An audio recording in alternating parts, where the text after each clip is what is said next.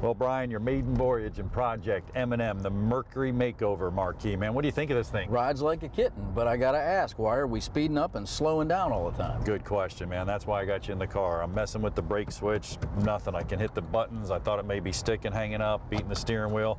I have no cruise control. What good is it to have a cruiser with no cruise control? You got to have cruise control. Tell you what, let's get it back to the garage. We'll diagnose and repair, show you how to do this today on Tech Garage. I'm on it.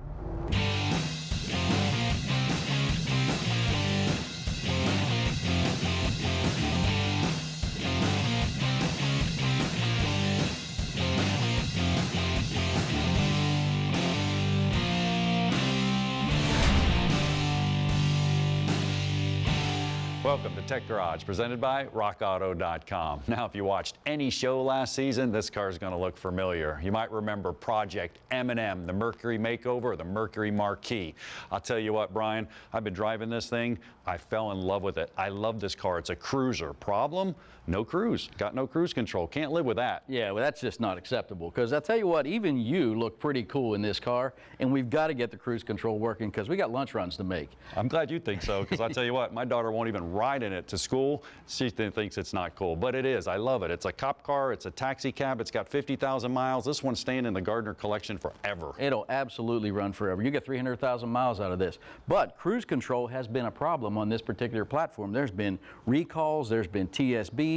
Sometimes they plunge forward and accelerate when you don't mean to, which you could use with your driving style, but we got to fix it. I'll tell you what, this one's drive-by-wire. It's a little complex and a little complicated, but we're going to simplify it. For these guys, it's going to be easy, but I'm going to need you to go inside because we're going to run some diagnostic tests. Got it. Awesome. Take a look at the graphic right here. We're actually going through a couple of these. The schematics right here, and it's a little intimidating because there's a lot there, but we really don't need it. You can actually get the pin location and the ohms of resistance, and I have them right over here with me, sitting down here. Now what we're looking at the cruise control situation is drive-by-wire. So I went ahead and disconnected the battery. That was the first thing to do. And then if you pull up the first graphic actually shows you the ECM pin locations. That makes it pretty easy. And you can see right there, it's highlighted. Pin 19 is the cruise control reference voltage, and pin 30 is the cruise control signal return. So on the ECM here, I'm just going to disconnect that. And when I pull that wire harness out, and it tells me right up there, it's connector C175. I know it all sounds complex, but relax, it's pretty easy. I just count the terminals over according to this pin right here. So I can see the top one's located right up here. And then what I want to do is I want to be careful. There's a term out there called CPA, and it's not certified public accounted. It's connector position assurance. We want to make sure we don't mess up these pins. So what I'm doing is I'm actually putting these little pins on here so I can get in there and not do any damage. So when I plug in it, it's still going to work. So I'm going to go in the pin on the top after I count them over, 1, 2, 3, 4, 5, 6 over to that side, and then I count over on the bottom one. And I get it in those. Now what did that do? Well, it gave me the ohms of resistance. So right here I switch over to ohms of resistance, and we have the value. Now all you really have to do is switch over to the other chart. You can find this. You can find this on the internet or a reputable source. If you can get it from Ford, great, because this is going to show us everything that's going on with the buttons. And I got Brian inside, and right now it says no switch pressed. That's important because the ohms of resistance on the chart, take a look, it's 3,900 to 4,600 ohms of resistance. So if I look at that right now, we got 4.3, 4,300 ohms. We're in good shape. Brian, what I need you to do is go ahead and shout out. Let's go through the switch positions and see if they're all working. All right, very good. Starting with resume. All right, so he's on resume. Go back to the chart, look at the resume. Resume on the chart showing 1,000 to about 1,100. We're showing 1,114. We're right on the money. Next one, Brian. Moving to accelerate. All right, so on Excel, back to the chart once again, pretty simple. 552 to 648, we're showing 607, which is right on specs, Brian. Uh-oh. Great. Decelerate, coast. Decelerate, which is coast. I'm looking at coast on our chart once again, is 276 to 324. We're showing 303. Brian, we're right in the money, man. It may not be a switch. Moving to off. Off position, it's showing on our chart less than 5 ohms. Oh boy, we got 1.3. Brian, it may not be a switch, brother. You got any more positions on there? Yeah, let me hit on. Hit on. There it is. All right, go ahead, hit on. It's on. You're pushing on? I'm pushing on. Uh-oh. So our on showing we're supposed to be 1,900 to 2,200, and we're sticking to that 4,300, which is no position push. There's So the we got problem. an on switch problem right there. Yep, sure do. Absolutely. Now with this one, it's a little complex, but hey, these tests can walk you right through it. All that Brian has to do now is go in there and take it apart. I'll get a demo set up over here. Brian, you're on your own, buddy. It needs an on switch. I'll get it from the rockauto.com storeroom. Very good. All right, thank you. Okay, so if you've ever played the game Operation, you remember trying to get those little tweezers down in there without hitting the wall? Very similar. This is a high-tech operation here. You need an Allen wrench with the long leg going in. There's 4 access holes on the back of this wheel with spring clips. You got to feel it, push it. There's one. I've got the driver's side, left side one's out. Let me push, and there you go. Comes off gently. Now, really important before you do this, make sure the battery, negative cable of the battery is disconnected. We let this discharge for well over 20 minutes now. You really need 10 to let that capacitor drain so you take out all risk of an airbag deployment that you don't want to deal with. Here's the center module. There's the spring clips we had to release. There's the 4 holes. Here's your airbag connectors. Squeeze, gently come up. Take care of these, you don't want to break them. Squeeze, gently come up and out. When you store the airbag module, one more connector here, get it off. Take this airbag module face down so the airbag would explode up if there were to be an accident, down on the passenger side floor, and you're good to go. 2 torque screws. I'm going to get these switches out, but stay with us on Tech Garage, brought to you by rockauto.com.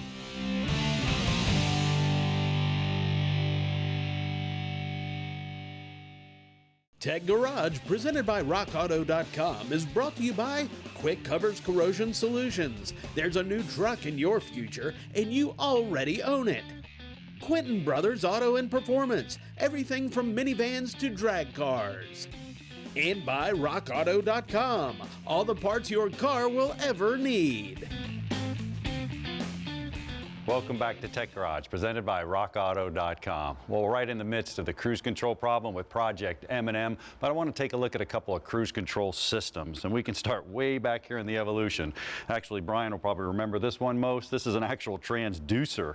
What this does, it actually took the cable in from the speedometer, and it would go out and it would feed and wind the cable right there. And if I flip it over to the back, you can see we were dealing with about 2 connections. Pretty simple, just diagnostics, power in, off, and this guy had to wind it up. You had a problem, well, you basically just pushed the pedal yourself. You didn't mess with it. Go over to the next system here. This is actually vacuum actuated. We got a little better because we hooked it up to this vacuum diaphragm, which goes in and out right here. And then what we did is on this side, we either applied or reduced vacuum according to the command here from the module. We got about 1, 2, 3, 4, 5 connectors here, so we get it a little more sophisticated, but yet you're probably cruising along, all of a sudden your cruise starts dropping and dropping and dropping. You may have a hole in the diaphragm, or you may have a vacuum issue actually coming over from the motor. That would affect that as well. So what do? We stepped up our game, electronics. We went over here to the electronic cruise control module.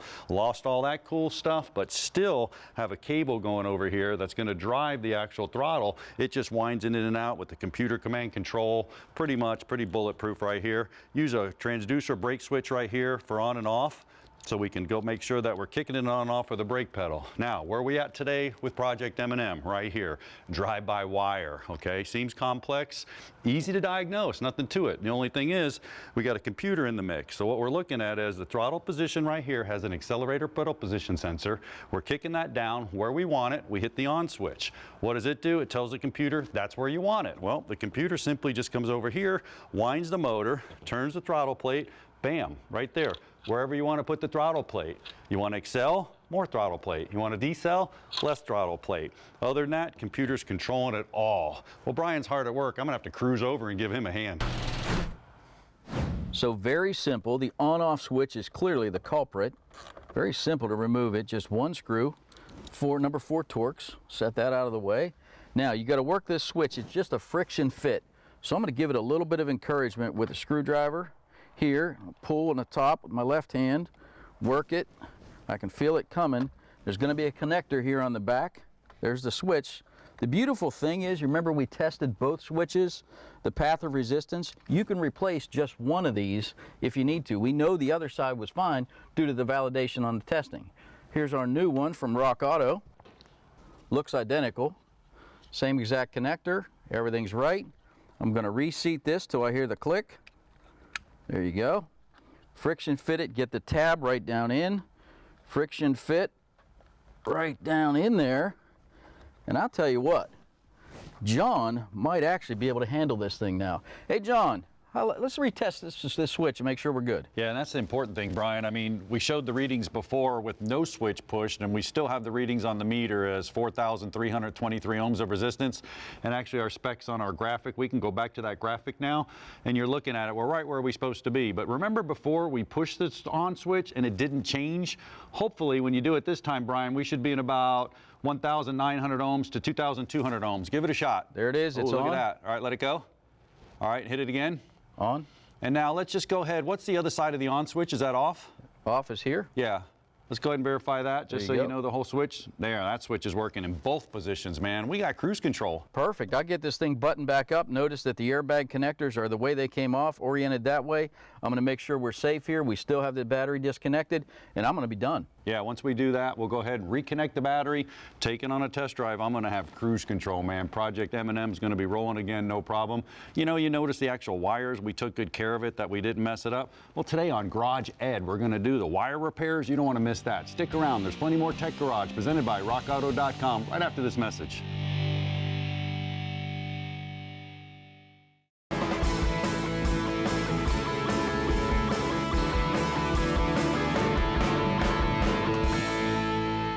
Welcome back to Tech Garage, presented by RockAuto.com, and welcome to Garage Ed. You know, we dedicated an entire segment on everything that has to do with electricity and electrical. And why not? Cars are riddled with electronic components from the front to the rear.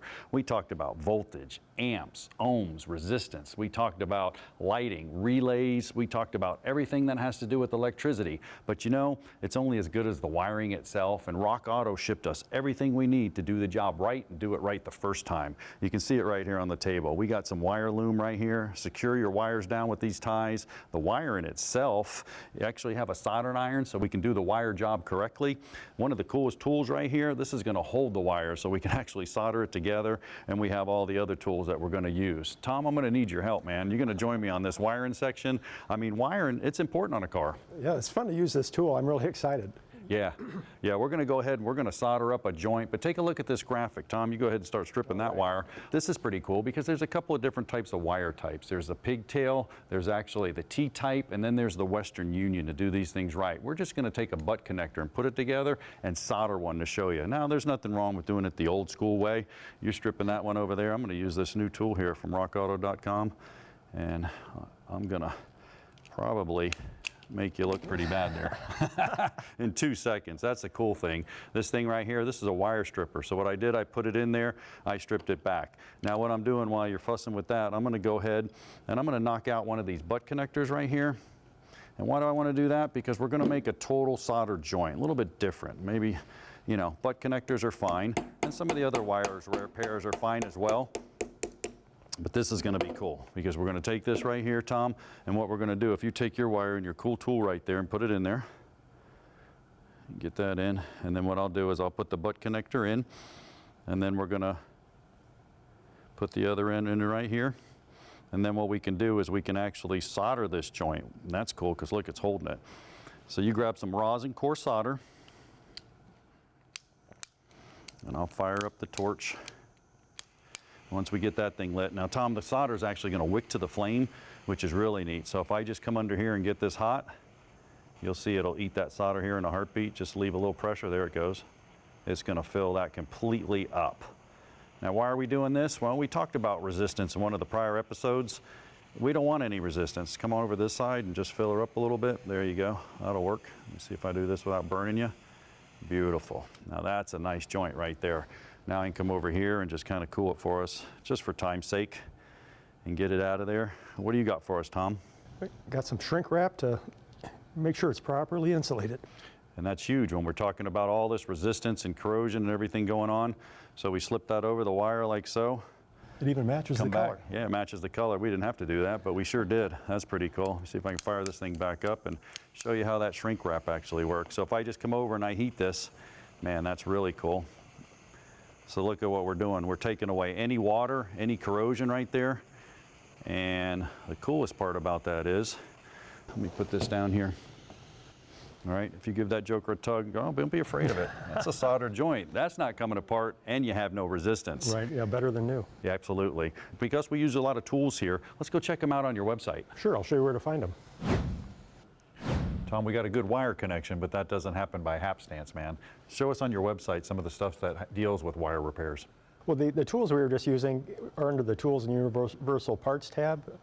Every category, cooling, brakes, we have a tool section, and there's fun tools like that you may not know exist. I see ground straps here. That's something we should mention is grounding is so important, especially on newer cars. You get a little corrosion, rust, and the ground goes bad. Your computers could be not working. Just all sorts of gremlins may show up. Big time, yeah. I mean, voltage drops on a ground side. I think people misconstrue that all the time. I mean, it's just as important as the positive side. We start losing voltage there. Components are starving for voltage. They're starving for voltage. They're wearing out. So, I mean, you got ground straps as well? Yeah, we have ground straps. We sent out a newsletter twice a month where we cover topics like this, and that's something we explored in detail was grounding. Is it okay to run another ground wire, or you want to run too thin a gauge ground wire and bypass things, and that wire will burn up, and you might create more gremlins. So, can you pull up one of those newsletters? Sure. So you're talking about right here, I mean, everything's on there, OE ground cables, and you just highlighted an awesome part. Why don't you read that for us? I mean, that's huge. Right, yeah, you want to keep the component grounded in the section of the engine compartment where it was originally grounded. Yeah, and I love this, good wiring practices. I mean, the wire's got to be, the right size. It can't be too long. It can't run through a heat source. I mean, all that, we deal with that every day in rockauto.com. I mean, it's right here. We deal with it here at Tech Garage. Well, we're going to take a short break, but stick around. We'll be back with the video question of the week as soon as we return with more Tech Garage presented by rockauto.com. Tech Garage, presented by RockAuto.com, is brought to you by Orla, the world's most winning exhaust. Mobile Environmental Solutions, the leading portable mobile paint booth. And by RockAuto.com, all the parts your car will ever need. Welcome back to Tech Garage, presented by rockauto.com. Well, it's time for the video question of the week. We've got a fan who has a clunk in the drivetrain. That could be so many things. Let's take a look. Hey, Tech Garage guys, check this out.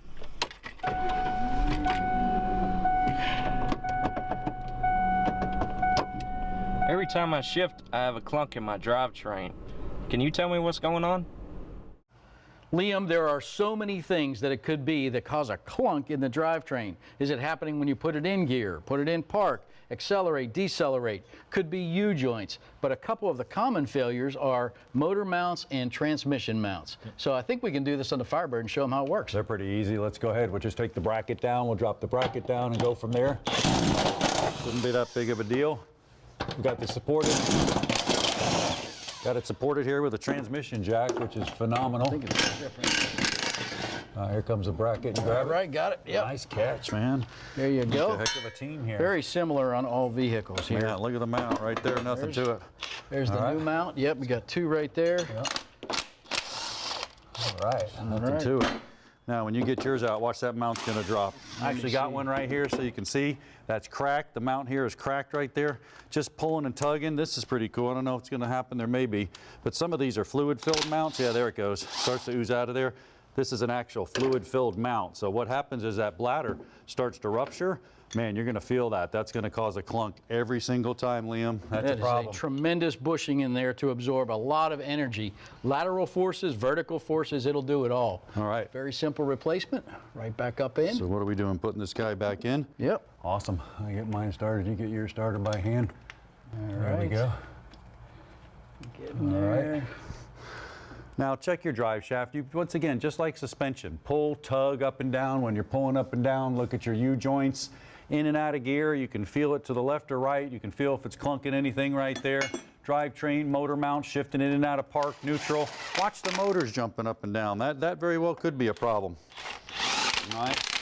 Okay. Either way, ready for the bracket? Yep. Get this. This goes on this way. Cool.